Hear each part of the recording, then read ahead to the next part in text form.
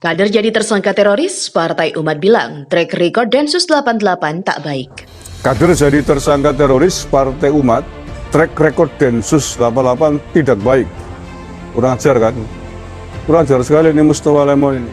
Emang dia siapa? Menilai track record Densus 88 tidak baik. Mustafa Nahrawardaya merespon dengan cukup menggelikan bahwa bukan malah prihatin mendukung Mabes Polri, tapi justru minta kepada negara untuk mengevaluasi kinerja Densus 88 karena dianggap ngawur. Yang ngawur siapa? Saya yakin hampir 100% yang ngawur itu adalah Mustafa sendiri. Ya, inilah luar biasanya Partai Umat.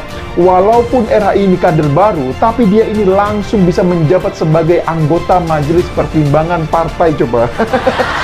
Luar biasa sekali kan. Dan bahkan meski telah ditangkap oleh pihak Densus 88, namun RH ini juga belum dinonaktifkan. Malah RH ini diberi bantuan hukum oleh Partai Umat, coba. Luar biasa sekali kan.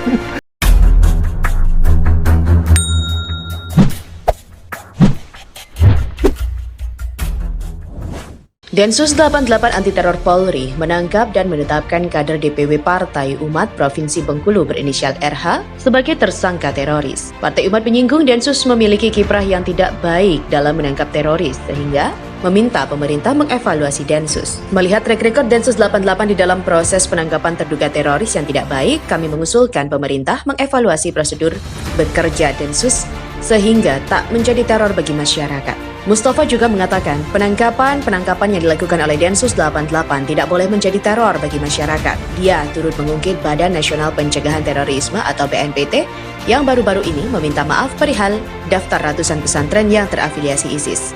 Kemudian, Mustafa juga membalas persidangan kasus terorisme. Bekas Sekretaris Umum FPI Munarman, dia juga disebut ada pemaksaan kehendak di kasus itu. Mustafa juga menyampaikan ada kesan Densus kurang yang profesional. Bahkan, pada persidangan yang dialami Munarman, dia pun menangkap adanya kesan kurang profesionalnya Densus, sehingga ada kasus pemaksaan kehendak dalam kasus tersebut. Mustafa juga membeberkan kiprah kadernya RH yang ditangkap Densus beberapa hari lalu di Bengkulu. Mustafa juga menjelaskan RH pernah menjadi pengurus di sejumlah ormas Islam besar sebelum bergabung bersama Partai Umat. RH bukanlah orang baru dalam pergerakan, beliau bukanlah aktivis kemarin sore. Beliau sebelum gabung ke Partai Umat juga sudah menjadi pengurus sejumlah ormas Islam besar di tanah air. Mustafa juga mengatakan RH adalah dosen di salah satu universitas terkenal di Bengkulu.